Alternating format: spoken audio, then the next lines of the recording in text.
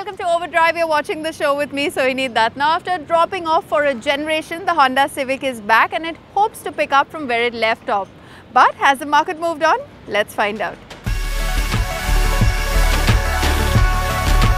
Back and how. The face looks street smart and athletic with its nose forward stance. The side profile has a beautiful coupe silhouette and those character lines look perfect. The form is balanced from all sides and flows smoothly from the start to the end. It is hard to pinpoint just one pretty angle for the new Civic. But if I had to choose, it would be the tail. I think it looks like a perfect sports coupe.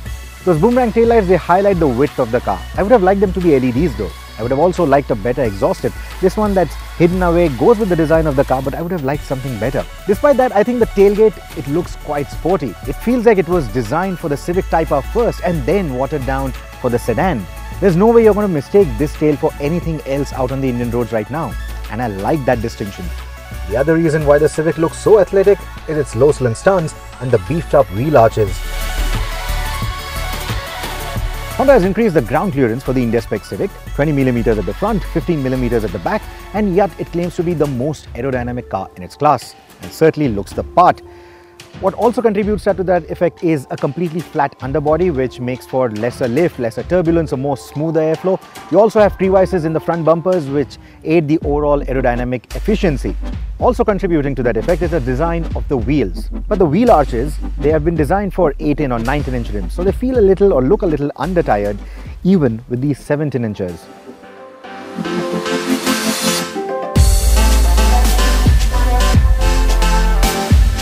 The coupe form does rob the cabin of a bit of the headroom, especially if you are a taller passenger. Otherwise, it's quite fine. It doesn't even have any drastic effect on the visibility. Despite the coupe roofline, the glass house is large, so visibility outside of the windows is really nice. I even like the kind of knee room that I get. You can easily stretch out your feet, so even leg space is quite good. The driver's seat is set to my driving preference, and despite that, room is quite generous. You have a slim profile for the seats, and that sort of maximizes the seating space overall in the cabin. It's a comfortable place to be in. I like the angle of the backrest. I even like these angled contours on the side, so that makes ingress and egress quite easy.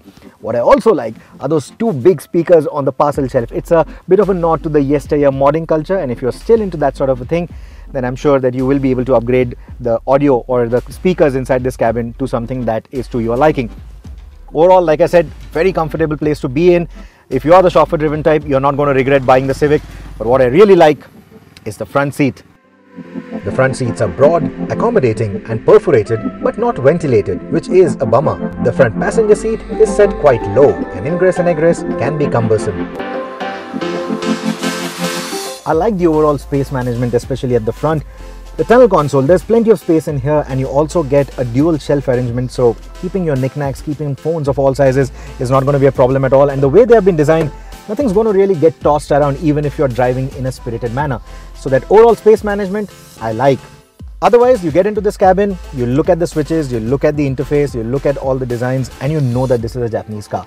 That could be a polarizing point, but I quite like it. I also like the overall design or the overall layout of the dashboard. It has an inviting vibe to it, which goes with the sporty vibe of the car. And then we move to the instrumentation. It goes with the family theme of having a 3-pot layout. It gets a large digital display right in the center. It has a speedometer, gets a ref counter, also shows all the information that you need from your trip and your telephony and audio. You can also pull up your contacts there, so you don't need to get your eyes too far off the road if you have to make a call. You can just simply browse through your contacts right on the instrumentation, which I think is a very good thing. But it just doesn't look special enough. It doesn't have that sense of occasion that the previous instrumentation had with the Civic, and that is a bit of a downer. This one though, very easy to read. All the dials are large.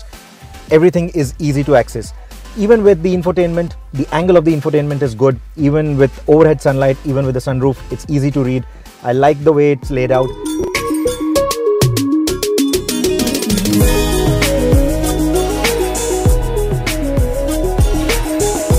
The first thing that you will notice when you get inside the car and get your roll on is the driving position.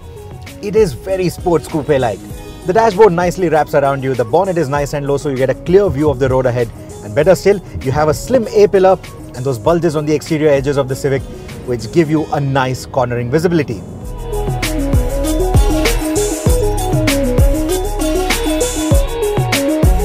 road around Nandi Hills is over 6 kilometers long, full of sweeping corners and hairpins, and narrow ones at that, testing the car's agility and the grunt of the engine. It's a public road, so clearly no monkeying around, but still it tells you a lot about the vehicle's capabilities. The moment you hit the mountain roads, it also reveals how flat the ride is through the corners.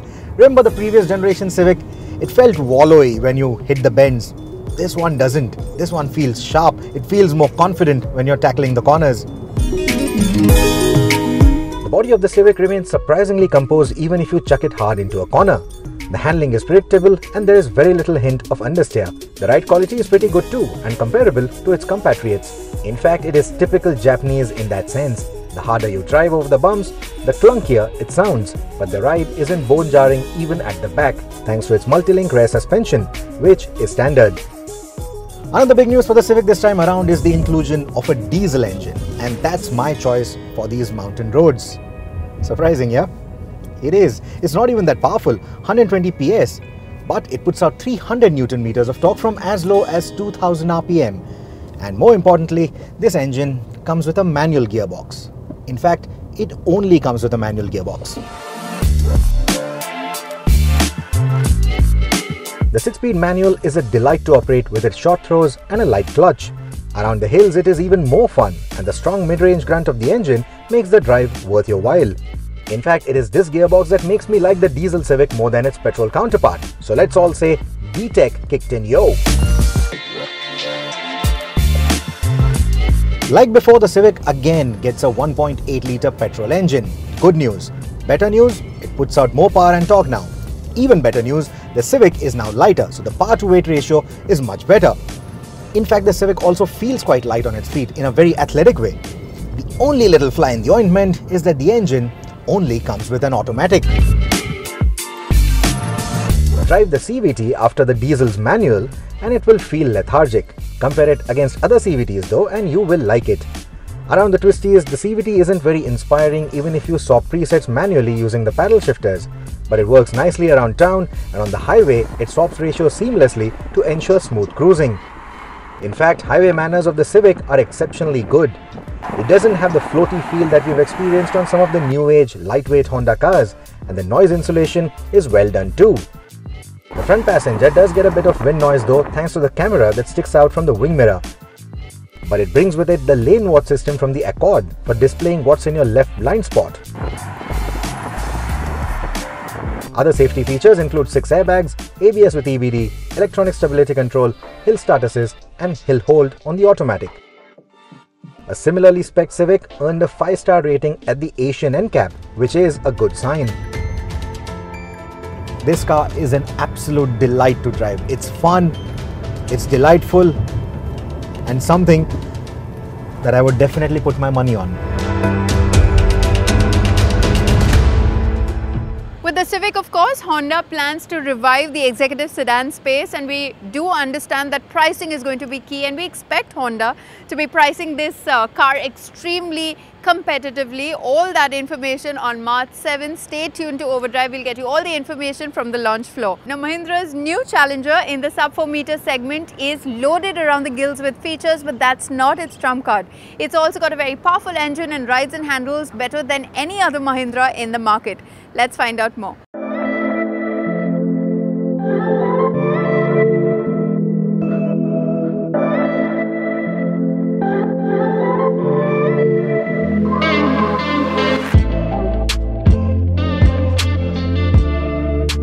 The sub 4 meter compact SUV segment is burgeoning, with every manufacturer worth its salt vying for the buyer's attention.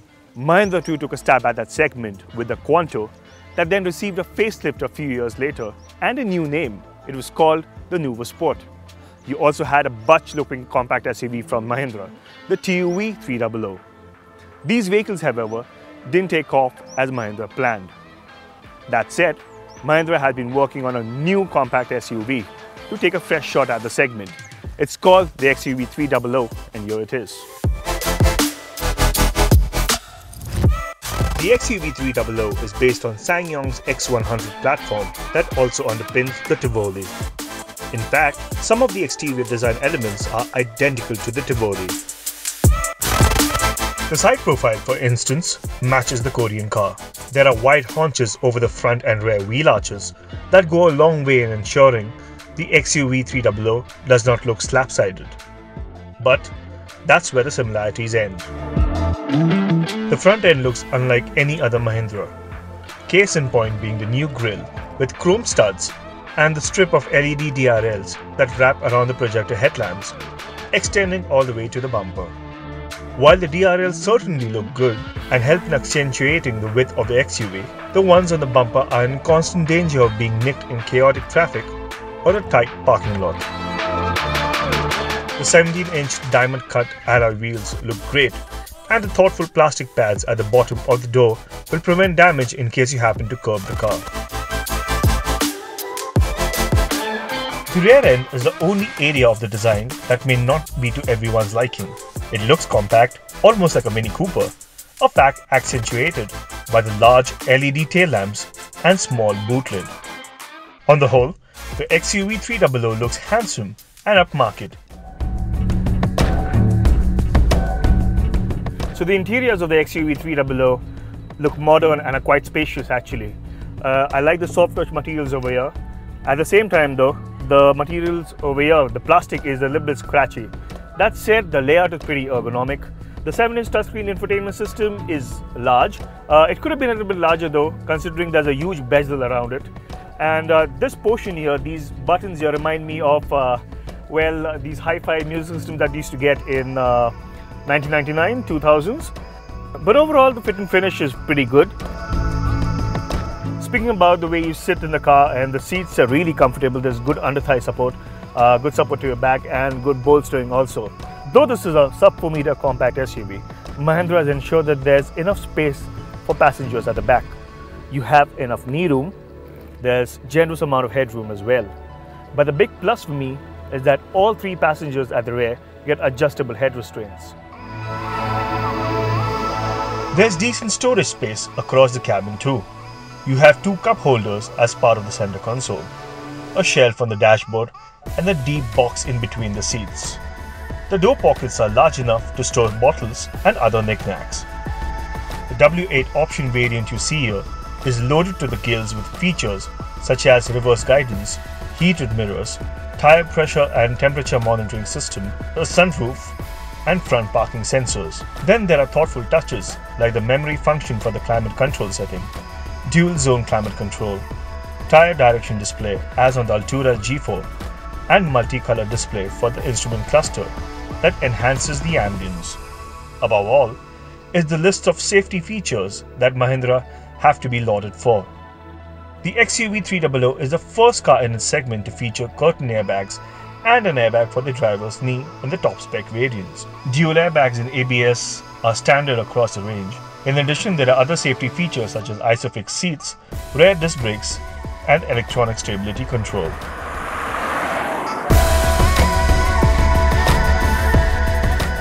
The XUV 300 is available with 2 engine options, a 1.2 litre turbo petrol and a 1.5 litre turbo diesel.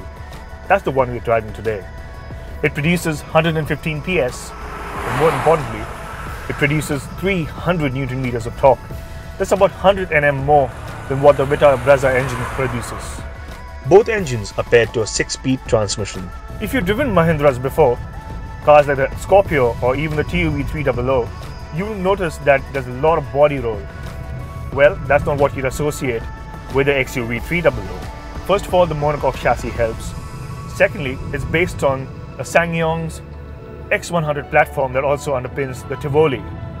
Now, what that does is offers a blend of ride and handling that you've probably not seen in a Mahindra before. The diesel offers pretty good drivability, courtesy of the torque kicking in from as low as 1500 RPM. The torque curve stays flat all the way to 2500 RPM, which again highlights how easy it is to drive the new XUV 300. You can stick to higher gears at low speeds, which is great while driving in traffic, saving you the effort of changing gears constantly. Out on the highway, all you need to do is stick in the power band and simply flex the right foot to pull an overtake. That said, you won't really mind working the gearbox in case you want to engage in some spirited driving. The gear shifts are smooth and positive, but we would have liked shorter throws and maybe a shorter gear stick. Also, the clutch pedal travel is a tad long, though progressive, ensuring you don't stall the vehicle. Speaking of spirited driving, it's worth mentioning the steering modes, a feature that's thoughtful and useful. In comfort, the steering feels light, making it easy to maneuver the XUV through traffic or in tight spaces. Normal mode weighs the steering slightly and improves feedback in equal measure, but it didn't feel like a significant change over comfort. Sport mode, however, weighs up the steering to an extent that results in a communicative feeling when you push the XUV 300 around corners. And push you will, because this XUV rides and handles unlike any Mahindra vehicle. The XUV 300's suspension is set up on the firm side, but at the same time there's enough damping to absorb potholes, undulations and what have you. Ride quality is good, and driving on off-road trails didn't cause any discomfort at all. That said, the ground clearance at 180 mm is not in the same league as its rivals like the Ford EcoSport or the Tata Nexon. The monocoque construction, wide track and long wheelbase as well as the firm suspension ensures the XUV 300 remains planted around corners with barely any body roll to speak of. Push hard around the tight corner and you'll notice a hint of oversteer with the inside wheel lifting off. It's epic fun. The Apollo Alak 4Gs offer reassuring grip, and you'll be surprised to see this baby XUV hustle its way around corners. The brakes too are progressive and offer good bite and stopping power. The XUV 300 is a serious threat to established competition and has a lot going for it.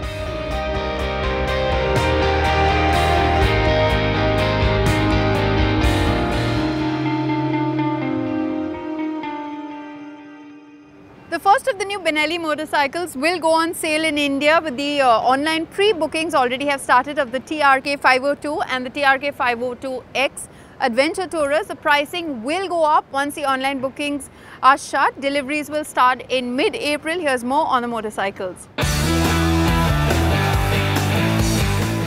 Benelli has launched the TRK 502 and TRK 502X in India at 5 lakhs and 5.40 lakh rupees ex-showroom. These middleweight adventure motorcycles share the same frame and engine, but it's the X that's off-road biased among the two. Both bikes are powered by the same 499.6cc liquid-cooled parallel twin engine that develops 47.6 PS of max power and 45 Nm of max torque, and it's mated to a 6-speed transmission. The TRK 502X's seat height is higher at 840mm as compared to the 800mm on the TRK 502, and so is its ground clearance at 220mm. To add to its off-road credentials, the 502X also comes equipped with a metal bash plate and an exhaust end can that sits higher. The Benelli TRK 502 and TRK 502X go up against the likes of the Kawasaki Versys X300 and the upcoming KTM 390 Adventure. 6 years ago, I remember I went to New Delhi to enjoy one of the coolest shows that Red Bull India had to offer in India, which was the X-Fighters Jams at the India Gate. Now, that was not a competitive event, but it acquainted Indians with the idea of freestyle motorcycling, stunting right here. And now 6 years later, Red Bull has brought the FMX Jams right here at the Gateway of India. Let's enjoy the show. Freestyle stunting such as this clearly requires tons of patience, hard training and lots of confidence.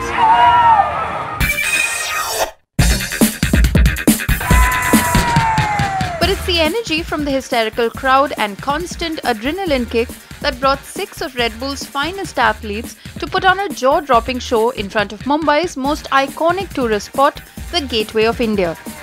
The riders performed some mind-boggling mid-air stunts while jumping from one ramp to the other. There were backflips, sideways glides, and most exciting of all was to see them take off their bike seat mid-air in a daring display of guts, skill and finesse. Robbie Maddison, widely popular as the stunt double for James Bond in Skyfall and Vin Diesel in XXX Return of Xander Cage, was watched with rapt attention and cheered on by everyone present at the show. The energy here has been great. I mean, the fans, the people are very, very sweet, very beautiful. So it's awesome. The food is amazing, and the Taj Mahal. It's spectacular. So to come here to the gate of India and to ride our motorcycles, it's one of the coolest things I've ever done.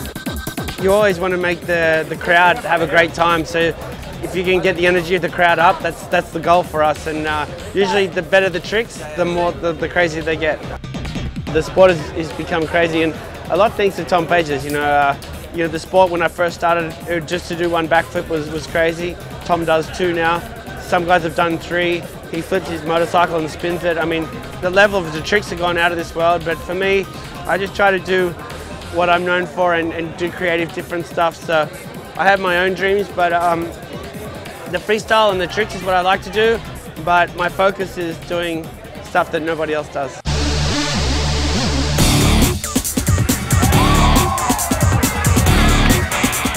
Tom Page's French freestyle motocross rider, hugely famous for his unique tricks and known as the 2013 champion of the Red Bull X Fighters World Tour, was amazed by the reception that the Red Bull freestyle motorcycle riders got, some of whom, including him, being first-time visitors to India. Well, it's actually my first time here in India, so I was really, I'm really happy being here, and so it's a big motivation for me to do a good performance, my best, and enjoying the time here. I'm used to do shows all around the world, and it's my first time here, and people, whatever you do, they're happy and they are enjoying and cheering for you. So it seems that people here really appreciate what you give, and I really want to thank them because it was awesome.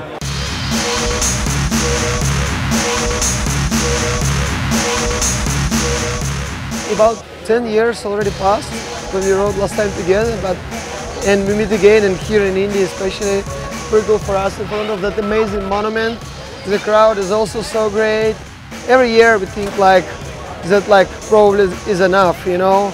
We always think how far we can go, and the guys like Tom just explained that is like no limits. We always see the energy is most important thing, especially for me, because of course we can ride everywhere like a robots, you know, but we enjoy so much when we do it with love, because when we see when the crowd love it, we give it back immediately, you know. So this is more important, and I guess it's most important thing. I mean, and about the warm and hot, especially for me, I come here from -15, was my last practice 2 weeks ago, in Russia. Here the temperature is +30. But I couldn't imagine how warm it was, it will be from the crowd. The star trio was joined by other Red Bull freestyle motorcycle athletes Martin Koren, Radek Bilek and Julian Van Stippen, who wowed the audience with plenty of fearless mid-air tricks and also seemed to be pushing the limits by flying off the ramp in succession. The Red Bull FMX Jam is lit. They are killing it since morning, and I'm so excited. So we usually race cars, and looking at these guys ride the bikes so easily and making them jump. It's so much fun to watch them. The crowd over here is pretty cheerful. Everyone's supporting enough over here, and nothing no one's getting bored here really. Everyone's enjoying here. These stunts you usually see in movies and serials, and I don't know, but when you see it live, you're they make it look so easy and so smooth, but you know it is not, because doing a cartwheel and all of that in the air with a bike and landing smooth, it's not easy. I've seen events on TV, and I was really hyped to come over here because this is the first time something happening in Mumbai, and it's a great initiative by Red Bull. So I think all the youth should support it, because we need more motocross sports in India. It is of course extremely difficult for us to capture the excitement of such a thrilling experience on video, but we've tried our best, and if I were to summarize this event in one word, it would have to be epic. Now you have to follow us on Facebook, Twitter and Instagram to get to know about these kind of cool events. We'll see you next week. Until then, goodbye and many thanks for joining us.